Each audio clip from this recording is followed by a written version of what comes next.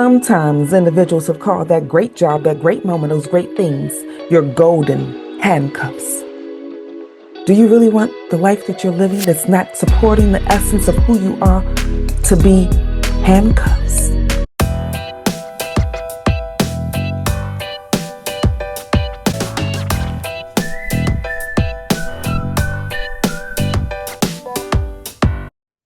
Hey now, how is everybody doing? Welcome to Red Alert Diaries with Tanya E. As I was preparing this episode, a thought hit me. What if the most dangerous place your soul can be in life is something that looks safe on paper? Well, today, I want to introduce you to Grace. She is what I call the developer soul. From the outside, Grace looks like she has it all together. She graduated with an electrical engineering degree. She landed a solid government job, and she pays her bills on time, shows up on time, does all the kind of things that's expected of her. Because when her team needs someone to stay late, they call Grace. When her family needs someone to figure things out, they call Grace. She's the one who reads the fine print, develops the spreadsheets, and she also says, if you need something done, send it to me. I'll sort it out. I'll figure it out. Does any of this sound familiar to you? If it does, then an element of who you are is the developer soul. Grace, she's not just a character. She's a mirror that represents every person who has a good resume and a restless spirit. Someone that's smart enough to solve the problems that everybody else has, but tired of always being the one that has to fix it. She cares for her aging parents, dealing with the financial responsibilities, and she also knows how to create a plan that helps others find their way through the darkness. But what Grace struggles with is finding out how to do that for herself. And if you are listening and you see yourself as Grace, the developer soul, I want you to hear this clearly. You are allowed to question a life that no longer supports you. Even if other people think that it's perfect on paper, I need you to know that you don't have to keep living that existence. You see, Grace began to notice how often when she was sitting in meetings, she felt invisible. And when she would share a thought that she knew was supportive of the group, they didn't hear her until somebody else said what she just stated, and they gave that person all the credit for it. There came a time in one of these meetings where Grace was asking herself, if I continue like this, will I be proud of what my life looks like over the next 10 years? That's a question that taunted her. She prayed on it. She journaled about it. She researched elements about it because the one thing that the developer does is do the different touch points of research because it supports us. She talked to her friends, and in her mind, she did what we often do as developers. She started building a mental flowchart of her life. She asked herself, if I stay, what will happen? If I leave, what will happen? What are the risks? What are the costs? What does my soul need to breathe in this moment? If you are like Grace, the elements of me that need to walk through some of this journey, I want you to know that the changes that you're going to do in your world, it won't happen overnight. Slowly, the bigger picture will come into play.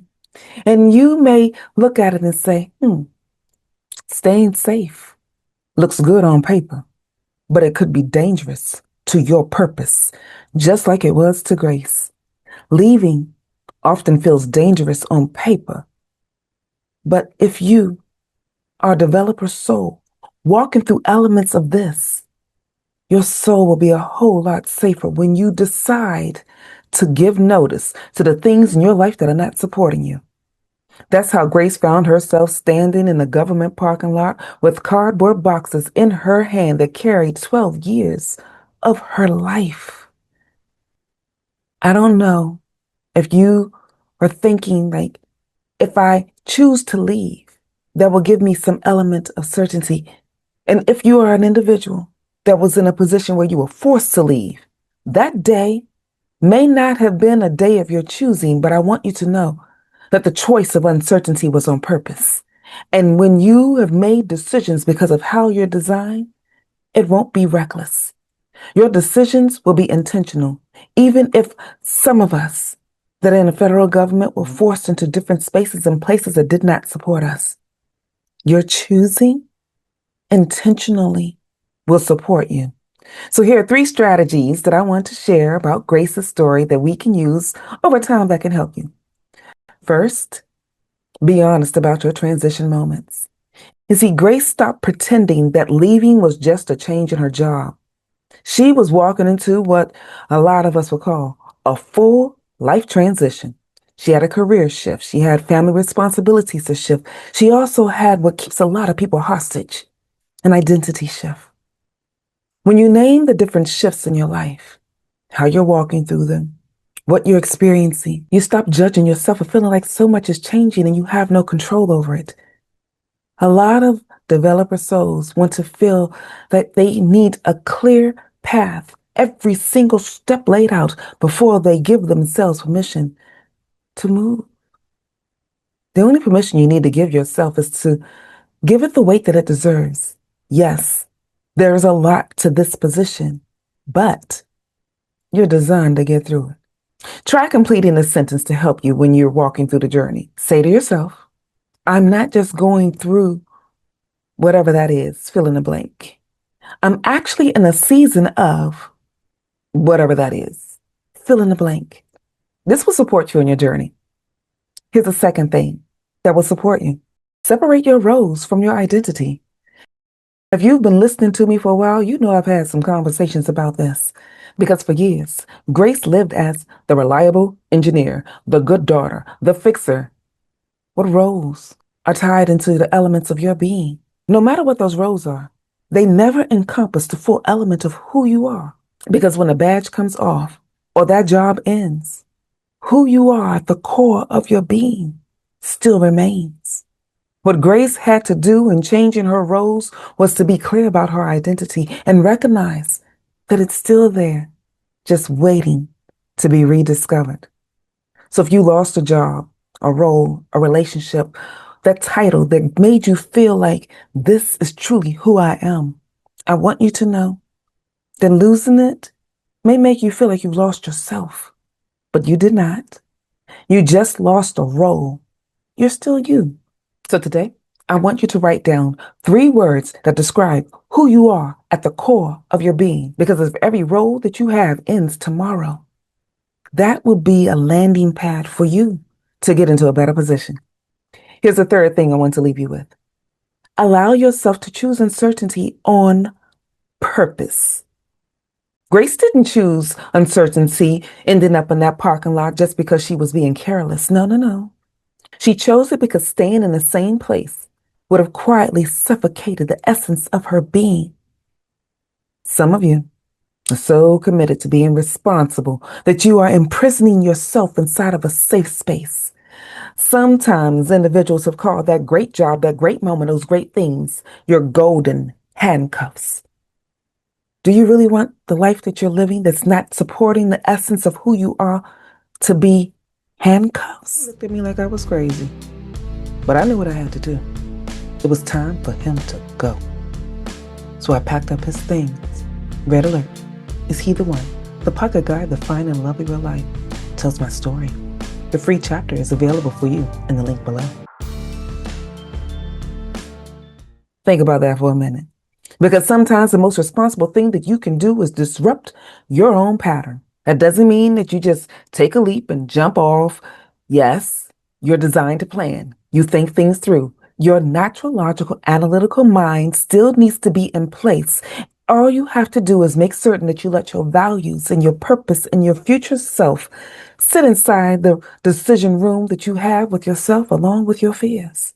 Because for a lot of people, when you're asking yourself, if I stay exactly where I am out of fear, what does my life look like? What does that look like for you in 10 years? Ask yourself this also. If I make the changes that I need based on faith and strategy, what new options might open up for me?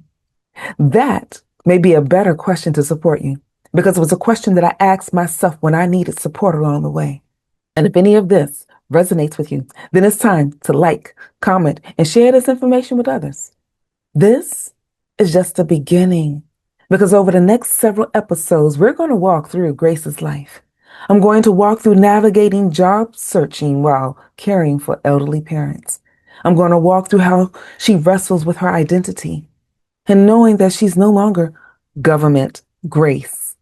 I'm also going to walk through how to confront those quiet beliefs that often told her that her only value was in specific ways. Those specific ways do not truly encompass the full elements of her being.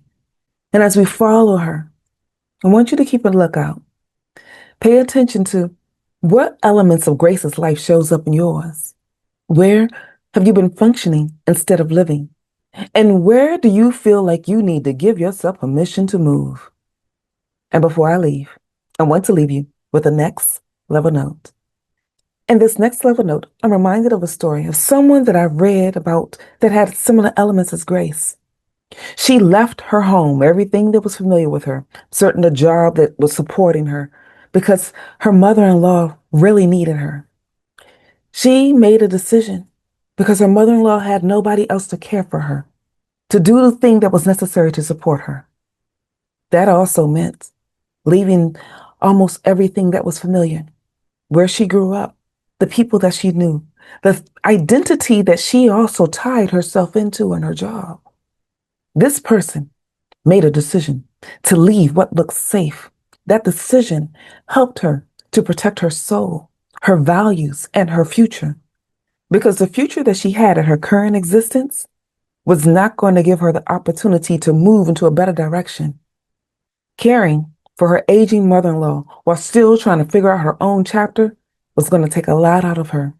But the gift of who she was at the core of her being gave her the natural ability to create order out of chaos. She was able to come up with a strategy that supported her and her mother-in-law.